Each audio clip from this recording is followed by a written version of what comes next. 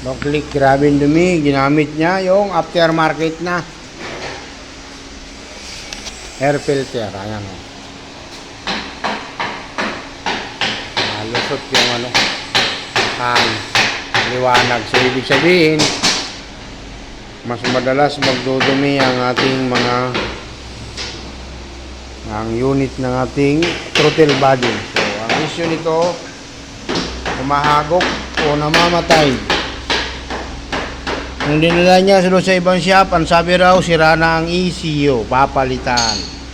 Mabuti na lang, pumunta dito si customer at nagtanong. Ang aking assessment, mababa yung RPM nito.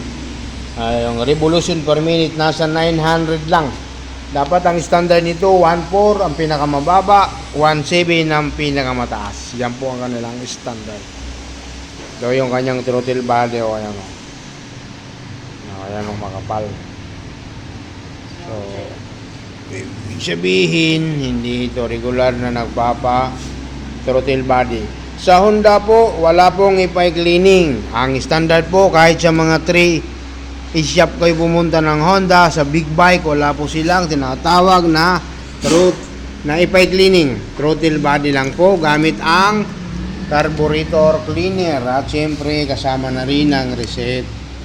So, kasi ang iba dito nagpupunta, nagpapa throttle body. Sa Yamaha po ang mayroon, pero sa Honda po wala pong ipay cleaning, throttle body lang po. So, ayan, para mayroon tayong reference sa customer pag bumalik siya rito, kasi iniwan lang po ito dito, ipinagkatiwala lang po sa atin.